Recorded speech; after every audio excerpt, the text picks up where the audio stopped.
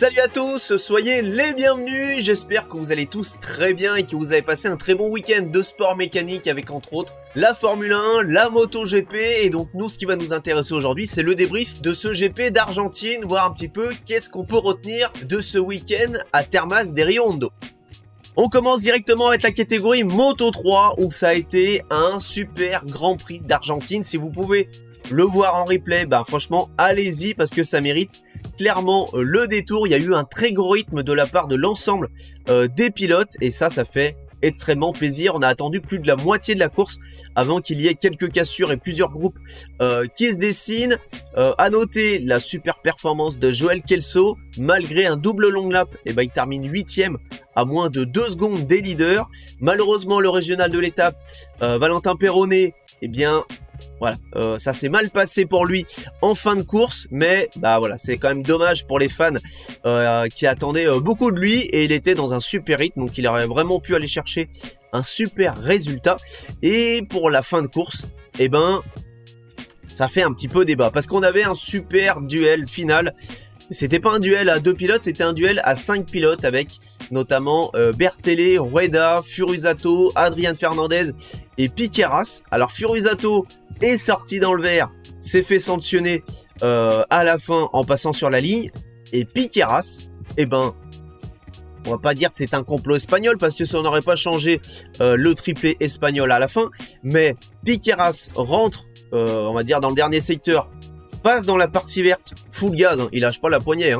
Il se fait dépasser, c'est pas qu'il laisse passer, il se fait dépasser, repasse et va s'imposer. Donc normalement, Piqueras passant dans la partie verte doit rendre une position une fois le drapeau à damier passé. Et là non. Alors pourquoi, soi-disant, la commission de course aurait dit que comme il était passé dans la partie verte et qu'il s'était fait dépasser, ça faisait un petit peu guise de sanction et que comme il était allé ensuite les redépasser, il avait gagné, on va dire, légalement et qu'il n'avait pas de sanction après la course à recevoir. Donc j'ai envie de dire, là c'est un petit peu 2 poids 2 mesures. Alors personnellement j'ai été content que Piqueras gagne par rapport à mes pronostics sur GameGP, mais ça regarde que moi. Mais là je trouve que voilà, c'est vraiment 2 poids 2 mesures. Furusato passe dans le vert, il est sanctionné. Piqueras passe dans le vert, il n'est pas sanctionné. C'est au même virage, au même moment de la course, il y a les mêmes enjeux. Pour moi, il a absolument pas laissé passer. Il serait passé dans le vert, il se serait retourné, il laisse passer et ensuite il va chercher la victoire. Là, j'aurais dit ok. Mais il a jamais les gaz, il se retourne pas, il gère mal son virage, les autres sont un peu plus courts, il le dépasse, il va chercher la victoire. On a eu un grand Piqueras, il a fait une superbe course, attention. Mais je trouve que la Dorna, là, et les commissaires de course ont quand même merdé sur le résultat final et ça va créer je pense un précédent et ils se sont mis un petit peu. On passe maintenant à la catégorie Moto 2 et là ça a été un GP Moto 2 plutôt classique, mais ce qu'on peut retenir c'est que Marc VDS avait très bien préparé son week-end puisque les 2 pilotes auraient très clairement pu finir sur le podium avant la chute de Philippe Salache qui remontait très fort sur Aaron Canet. Et voilà, cette bataille avec Marcos Ramirez qui lui a gardé d'ailleurs un petit garde-boue avant de chuter. Donc voilà, c'est quand même dommage pour Philippe Salache. On a eu une super bataille plutôt en fin de course entre Celestino Vietti et Aaron Canet. Ça a plutôt penché en faveur de Vietti, mais Canet, voilà, avec sa chute, il était un petit peu diminué physiquement. Donc Vietti a quand même pris le dessus et on peut saluer le courage d'Aaron Canet qui a fait quand même un super GP qui était diminué physiquement. On peut également souligner le super week-end d'Alex Escrig, qualifié 4ème, il termine 7ème avec, on peut le dire, la plus mauvaise machine de ce plateau Moto 2. Donc super week-end pour Alex Escrig. Ça s'est moins bien passé du côté de Barry Baltus, qualifié 15ème. Il termine toutefois 12ème, mais à retenir c'est qu'il a fait un mauvais départ. Alors j'ai pas vu qu'est-ce qui s'était passé, mais il retombe 21ème et il remonte à la 12e position derrière certains Tony Arbolino. Donc on peut quand même souligner, comptablement c'est pas un bon week-end pour Barry Baltus, mais dans les faits, il a quand même fait un très gros GP avec un début difficile, mais il n'a pas lâché et il est quand même remonté dans les points en 12e position. Pour le moment je suis assez déçu de Alonso Lopez en 10e en Thaïlande, 8e en Argentine, je le voyais comme un favori, jouer des podiums, voire pourquoi pas le titre en fin de saison. Et il est pas du tout dedans depuis le début de saison. Alors il fait pas des mauvaises courses, mais il fait pas non plus des bonnes courses. Donc là, début quand même difficile de championnat pour Alonso Lopez. Après voilà, on n'est pas encore revenu en Europe, il faudra voir un petit peu le reste de la saison, mais ça commence pas super bien pour Alonso Lopez. Autre pilote pour qui ça se passe beaucoup mieux, c'est, on en a déjà parlé sur le débrief précédent, c'est Daniel Olgado, rookie cette saison, 8e en Thaïlande, 9e encore une fois en Argentine, 2 top 10 d'affilée. Pour le moment, tout sourit à Daniel Olgado et c'est totalement l'inverse pour son coéquipier David Alonso, champion Moto 3 en titre. Il enchaîne les grands prix difficiles, tout comme les Ivan Ortola, les Ayumu Sasaki, les Colin Veyer. Il y en a qui ont vraiment du mal à se faire à cette catégorie Moto 2. Alors ça veut pas dire que pour le reste de la saison ou dans les années à venir, ils seront out. Mais, et enfin, pour terminer avec cette catégorie Moto 2, on est obligé de parler de Jake Dixon, puisqu'il a fait un week-end pratiquement parfait. Il avait très bien préparé la course du dimanche avec des longs relais durant les essais. Il va chercher la 2e position en qualif. Il fait le all shot au premier virage et on ne le reverra pratiquement pas. Manuel Gonzalez a bien tenté dans les premiers tours de placer quelques attaques, mais ça n'a pas fait très long feu. Jake Dixon s'est échappé. Manuel Gonzalez a quand même conservé sa pression le plus longtemps possible dans ce GP avant de lâcher un petit peu et de rendre les armes en toute fin de GP. Mais il faut quand même souligner le super week-end de Jake Dixon et Manuel Gonzalez également qui va quand même prendre les gros points de la 2e position. Donc bravo à Jake Dixon pour ce super week-end en Argentine. Alors on passe maintenant à la catégorie MotoGP, on va commencer directement avec No Frenchie et Fabio Quartararo, qualifié in extremis pour la Q2 avec le 10e temps lors des essais. Il va finalement aller chercher une très bonne 7e position sur la grille de départ. Pour ma part en tout cas c'est une très bonne place, 7e pour Fabio pour cette saison avec la Yamaha actuelle. Donc la course sprint, les départs sont vraiment fantastiques. 7e sur la grille, 4e à la sortie du premier virage, en tout cas dans les premiers virages. Donc super départ. Il va réussir à défendre cette 4e place un petit moment avant de dégringoler 5e, 6e, 7e et pour finir pour aller chercher la 10e position à la porte des points. C'est quand même cruel de ne pas avoir pris au moins un point dans cette course sprint pour Fabio. Pour la course du dimanche, là ça a été un petit peu le scénario catastrophe. Alors il a quand même fini la course, mais 7e sur la grille, il fait un bon départ. Marco Bezzecchi, on se serait cru sur MotoGP 24. Le dive au premier virage, il rate complètement son freinage. Bezzecchi, il va choper l'arrière de la Yamaha de Fabio qui, par chance, ne tombe pas mais se retrouve loin derrière le peloton qui était parti. Donc il a dû cravacher pour remonter sur les derniers. Au fur et à mesure des tours, il va réussir à remonter à la 15e position, franchir le drapeau à damier en 15e position, mais sera reclassé 14e à la suite. On passe maintenant à mon chouchou, Johann Zarco, qui nous a régalé durant ce week-end en Argentine. Elle a été dans le coup dans toutes les séances. 2e en essai libre 1, 7e qui le qualifie directement pour la Q2 en essai. 3e aux essais libres 2, 3e sur la grille départ. Il a fait une super qualification puisque c'est son premier tour rapide entre guillemets qu'il envoie en première ligne. Il n'a pas attendu la toute fin de séance avec une piste vraiment gommée etc pour aller chercher le meilleur temps. Donc c'est qu'il était directement bien dans sa séance. La course sprint, ça s'est très bien passé. Il lui manquait pas grand chose pour aller chercher la médaille de bronze sur Francesco Bagnaia, puisqu'il était dans le rythme des frères Marquez devant. Et il était vraiment pas loin d'aller chercher Pecco sur la toute fin de cette course sprint. Et la course du dimanche, il nous a régalé. Et moi, il m'a particulièrement régalé, Zarco, sur le début du GP. Parce que d'habitude, on sait que Zarco, voilà. Alors les départs, on pense ce qu'on veut. Mais souvent en début de course, il n'est pas forcément très agressif. Johann Zarco, je dis pas qu'il laisse passer tout le monde. C'est que généralement, voilà, c'est pas celui qui se met le plus vite en route. Et là, d'attaque, je trouve qu'il a fait un super premier tour, un super deuxième, un super troisième. Il était clairement à l'attaque sur Francesco Bagnaia. avant que Morbidelli les passe grâce à son pneu soft arrière qui a finalement tenu jusqu'à la fin. Mais Zarco, j'ai grave kiffé son agressivité en début de GP, chose qu'on voit rarement avec Johan. Et ben là, il a été ultra agressif, il aurait pu vraiment passer devant Pecco qui a très bien défendu, même Zarco l'avouait, Pecco Bagnaia a très bien défendu durant surtout le début du GP, puis après il a géré un petit peu devant lui. Mais Zarco, franchement, il m'a super étonné à être autant agressif. J'ai dit, oulala, est-ce qu'il va pas cramer son pneu arrière? Et au final, il est un petit peu contre sa stratégie, on va dire, d'origine, qui est de attaquer un petit peu moyen en début pour avoir plus de gomme à la fin. Et bah là, pas du tout. Il a super bien géré sa course principale. Johan Zarco, il nous a complètement régalé.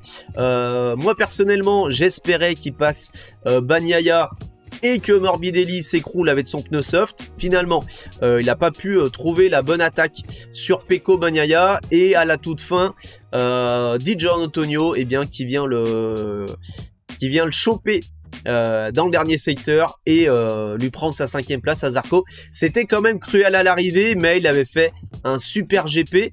À noter que c'est le premier pilote du reste du monde, hein, parce que 5 pilotes Ducati devant lui, c'est entre guillemets le meilleur des autres pilotes non Ducati. Et ça, eh ben, il faut clairement le souligner. Il nous a fait clairement kiffer, Johan Zarco, pendant tout le week-end. C'est plus difficile du côté de Fabio Quartararo, mais là, Johan Zarco, il a été clairement au rendez-vous en Argentine, et je suis impatient de voir qu'est-ce qu'il peut faire à Austin, parce qu'on sait que la Honda, généralement à Austin, ça se passe pas mal. Donc, wait and see, mais bravo encore une fois, Johan Zarco, pour son week-end en Argentine.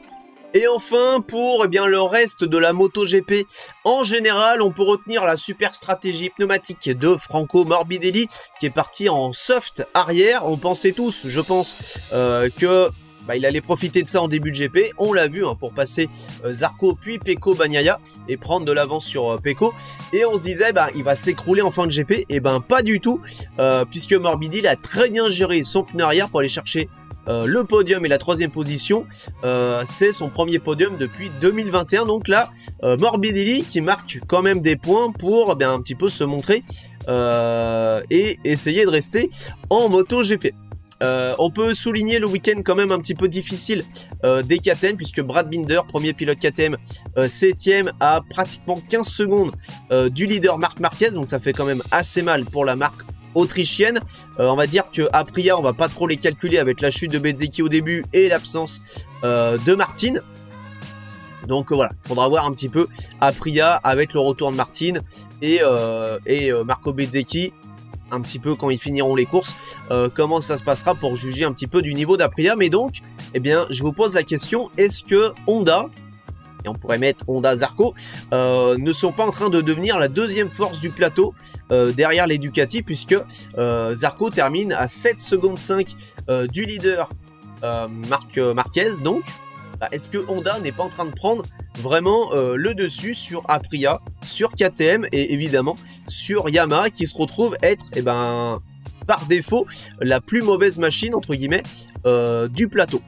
Donc ça, voilà, dites-moi un petit peu ce que vous en pensez dans les commentaires. On peut souligner la très bonne performance donc de Mir et Marini, qui terminent 9e et 10e, donc les deux Honda officiels dans le top 10. Je pense que ça fait quand même très longtemps que ce n'est pas arrivé. Je suis pas allé chercher la statistique, mais je pense que ça fait quand même beaucoup de temps. On peut également souligner la superbe course de Ai Ogura. Alors malheureusement, Ai Ogura qui fait une super course, hein. Franchement, il m'étonne de plus en plus. Ai Ogura, à l'image en course, il a absolument pas le visuel d'un rookie. Il est coulé, il tente des attaques, il a l'air serein, ça bouge pas beaucoup. Franchement, Ai Ogura, il a fait le meilleur choix possible de sa carrière en rejoignant Aprilia sans aller chez Honda LCR, qui le courtisait pour la MotoGP. Malheureusement, donc Ai Ogura qui se fait disqualifier à cause d'un logiciel non homologué sur sa machine. Alors là, quid des techniciens entre la mauvaise pression des pneus de Marc Marquez, là le logiciel non homologué de Ai Ogura. qu'est-ce que font les techniciens? On est en MotoGP, on est dans la meilleure catégorie au monde, et là il y a des petites erreurs comme ça qu'on voyait pas forcément avant. Ça s'est déjà vu, hein, des mauvaises maps, le map de tour de sortie qui était resté pendant la course, etc. Mais là, je trouve que deux problèmes, on va dire, qui vient des techniciens, entre la mauvaise pression de Marc en Thaïlande et là le mauvais logiciel pour Ayogura. Donc attention quoi, soyez sur le qui-vif s'il vous plaît, les techniciens. Même si c'est pas du tout ça la bonne expression, mais bon, vous avez compris un petit peu le sentiment, c'est que là, il y a 2 GP, déjà 2 ratés qu'on peut mettre sur les techniciens, donc en vrai, on n'était pas trop habitué un petit peu à ça. On peut noter la très bonne note pour le dive de Marco Bezzecchi, évidemment, sur Fabio Quartararo. On se serait vraiment cru sur MotoGP 24 à Termas. Dommage, il n'y a pas eu d'autre chute pour le drapeau rouge. Et enfin, eh bien, on peut finir avec la partition parfaite des Marquez Brothers, hein, les frères Marquez qui régalent. Qu'est-ce qui peut les arrêter cette saison? Si en plus de ça, on a Alex Marquez qui voit qu'il ne pourra pas aller jouer le titre, et ben au final, ça sera un bouclier humain pour Marc Marquez. On peut le sentir un petit peu comme ça. Moi personnellement, c'est un petit peu la chose que je vois venir, c'est qu'Alex Marquez la tente un petit peu de rivaliser avec son frère, mais quand il verra que c'est pas possible, si en plus de ça il peut rendre des services à Ducati pour offrir le titre à Marc Marquez, attention un petit peu à ces stratégies là. On avait pu voir ça avec par exemple Aleix Espargaro qui protégeait un petit peu Jorge Martin à Barcelone pour le dernier GP de la saison, pour que Martin soit on va dire facilement champion du monde. Donc voilà, on peut retenir que Marc Marquez a dominé pratiquement toutes les séances. Je crois qu'il n'a qu'une séance qui n'a pas dominé depuis le début de la saison, c'est-à-dire tous les essais, les qualifs en Thaïlande, la sprint, la course principale, et ensuite là, le week-end complet en Argentine.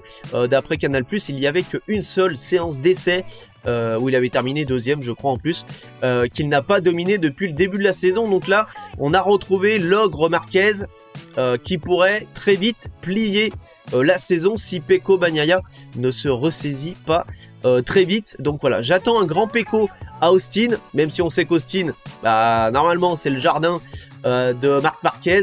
Eh bien on verra un petit peu comment sera Pecco Bagnaia. J'espère vraiment que Pecco va faire des progrès, parce que là ça urge si on ne veut pas avoir un Marc Marquez ultra dominateur et qui va plier la saison. Aux 3/4 de celle-ci, il sera champion, et voilà, on aura tout le suspense qu'on avait durant toutes les dernières saisons. Là je pense que c'est finito. Et Valentino Rossi a quand même du souci à se faire pour les records de titres. En tout cas, ben, on verra ça sur les prochaines courses de cette saison. La prochaine, c'est à Austin dans 2 semaines. N'hésitez pas à réagir à tout ce que je viens de dire dans ce petit débrief. Je serai très curieux d'avoir vos ressentis. Si j'ai dit des bêtises, n'hésitez pas à me corriger ou à me contredire avec vos arguments. En tout cas, je vous attends dans la section commentaires juste en dessous. Je vous invite évidemment à liker cette vidéo, à vous abonner pour ne pas manquer mes prochains contenus, que ce soit jeux vidéo ou le débrief à Austin dans 2 semaines. Donc voilà, je vous attends de partout. Vous avez tous les liens en description. Donc voilà, faites-vous plaisir. Je vous fais des gros bisous. Passez une très bonne semaine et à dans 2 semaines sur Austin, Texas, aux États-Unis.